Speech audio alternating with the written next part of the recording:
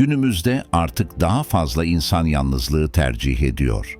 Bunun nedenini hiç düşündünüz mü?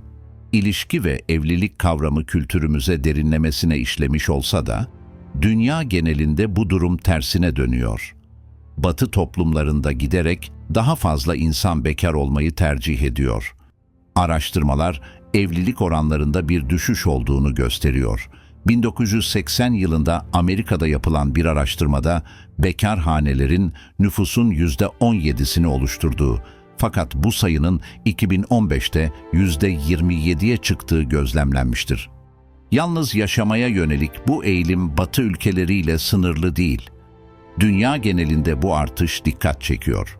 Kendi ülkemizden örnek verecek olursak, anne ve babalarımızın çok erken yaşlarda evlendiğini biliyoruz, fakat şu an bu yaşın 30'lara doğru kaydığını hepiniz gözlemlemişsinizdir. Bu değişime rağmen toplumlar genellikle yalnız yaşamayı seçenlere karşı hala ön yargılılar. Yalnızlık tercihi olumsuz ve ön yargılı şekilde değerlendirilmemelidir. Psikologların da belirttiği gibi evliliğin mutluluk ve huzur getirdiğine dair yaygın inanış çoğu zaman abartılı ya da gerçek dışıdır. Çoğu insan bu yüzden mutsuz bir birliktelik yerine yalnız olmayı tercih ediyor. Bekar yaşama yönelik artan eğilim bu toplumsal baskılara meydan okumakta, mutluluğun ve huzurun evlilik dışında da bulunabileceğini öne sürmektedir.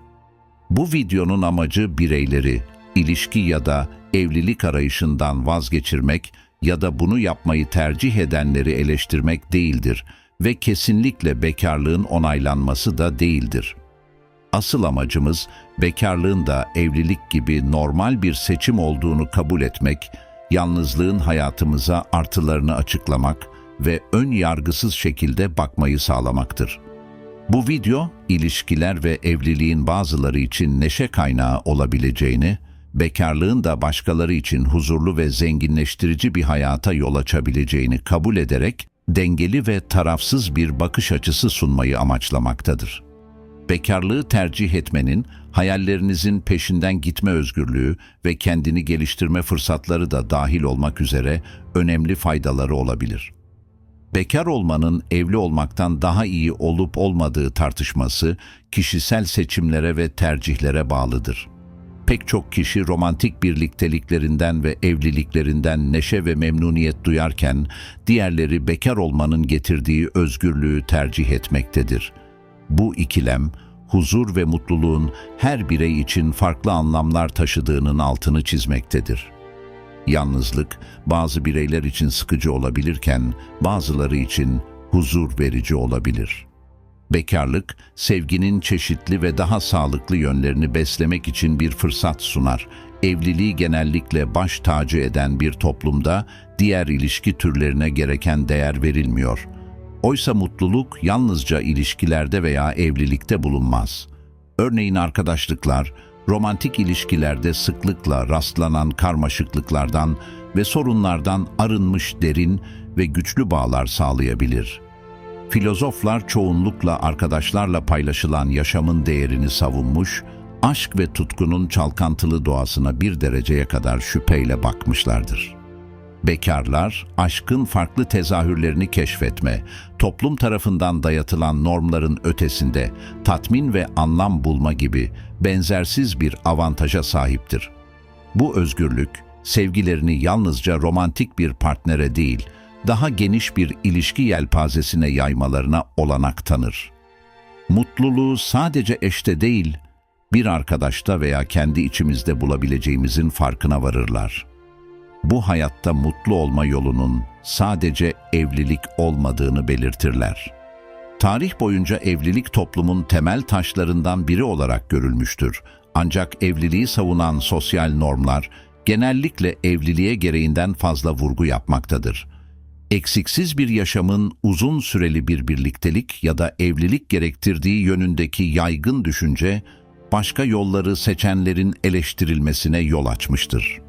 Yapılan araştırmalar evlilikten sonra ilk başlarda mutlulukta bir artış olsa da bu mutluluğun zaman içinde azaldığını ya da bittiğini göstermektedir.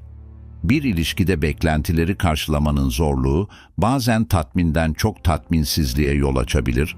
Bu da bekarlığı değerli bir alternatif haline getirir.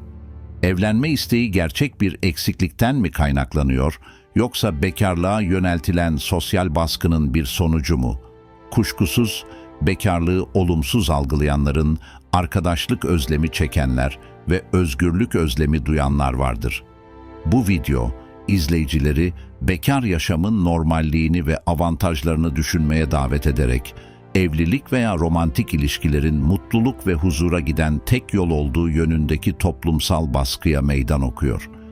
Son zamanlarda yapılan araştırmalar, birçok bekarın tatminsizliğinin bir partnerin olmamasından değil, bekarlığın toplumda olumsuz karşılanmasının ve üzerlerinde bir baskı oluşturmasının sonucu olduğunu göstermektedir.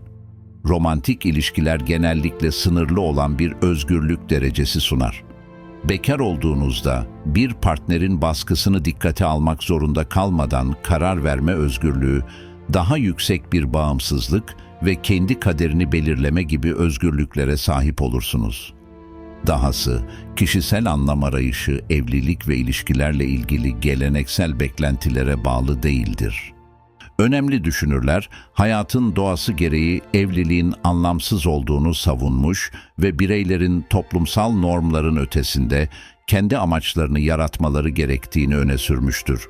Bu açıdan bakıldığında bekarlık toplumsal kurallardan bağımsız olarak kişinin kendi yolculuğunu keşfetmesi ve tanımlaması için bir yoldur. Bu bakış açısı, bireylerin ilişkilere özgü bağlılık ve beklentilerden bağımsız olarak gerçek tutku ve hedeflerini keşfetmelerine ve bunların peşinden gitmelerine olanak tanır. Dolayısıyla bekar olma tercihi, daha dingin, daha özgün bir yaşama giden bir yol olabilir. Hayatını bilim ve mühendisliğe adamış Nikola Tesla'yı düşünün. Yakın ilişkilerden vazgeçmenin bilimsel yönünü geliştirdiğine inanıyordu. Bekarlık, kişinin tutkularına ve kişisel hırslarına yoğun bir şekilde odaklanma özgürlüğünü artırabilir ve böylece hayata daha derin bir anlam katabilir. Bekar olan bireyler genellikle yalnızlığın avantajlarını deneyimler ve yüksek bir bağımsızlık duygusu geliştirirler. Kişinin bütünlük için bir partnere ihtiyacı olduğu fikri tartışmalıdır. Kişinin kendini gerçekleştirmesi ve bütün olması için başka birine ihtiyacı yoktur. Yalnız kişiler kendi ihtiyaçlarını ve isteklerini karşılayacak beceriler geliştirmeye odaklanarak bunu bir fırsata çevirirler. Mutluluklarından tamamen kendileri sorumlu olurlar. Bu bağımsızlık, duygusal dayanıklılığı ve özerkliği artırarak, bekarların kişisel tatminleri için başkalarından bağımsız olarak hayatı daha eksiksiz ve özgün bir şekilde deneyimlemelerine olanak tanır. Böylece bekarlık sadece bir tercih olarak değil, aynı zamanda kişisel gelişim ve iç gözlem için güçlü bir yol olarak ortaya çıkar.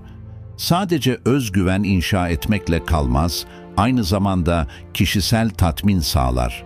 Kişi kendi kendini yönlendirdiği için duygusal istikrarı da teşvik eder. Ayrıca tatmin için dış kaynaklara daha az güvenmek, mutluluğa ulaşmada daha fazla kolaylık anlamına geldiğinden bu kendine daha fazla güvenme konusunda da faydalı olabilir. Bu kendi kendine yeterlilik aynı zamanda bizi yaşamın kaçınılmaz bir yönü olan yalnızlıkla yüzleşmek için de hazırlar. Yalnızlık ile yüzleşmek, yalnızlıktan korkmamak anlamına gelir. Yalnızlık içinde ne denli huzur bulunduğunun farkına vardığınızda kendi içinize yönelirsiniz. Bu bakış açısı sürekli dış onay ve arkadaşlık yerine iç huzur ve mutluluğun önemini vurgular. Yalnızlığı ve kendine güveni benimsemek bizi hayatın zorluklarına karşı daha dirençli kılmakla kalmaz. Aynı zamanda yalnız anların kıymetini bilmeyi ve onlara değer vermeyi öğretir. Bekarlığı seçmenin en önemli nedenlerine ilişkin bu araştırmayı sonlandırırken, umarım bu video size yeni içgörüler ve düşünceler kazandırmıştır. Şimdi yorumlar bölümünde sohbete katılma sırası sizde. Bu video sırasında sizde yankı uyandıran belirli bir fikir veya cümle var mı? Görüşleriniz benim için çok değerli ve yorumlarınızı okumak için sabırsızlanıyorum. Daha fazla aydınlatıcı içerik için aramıza katılmayı unutmayın. Bizi izlediğiniz için teşekkürler ve bir sonraki videomuzda sizinle bağlantı kurmayı dört gözle bekliyorum.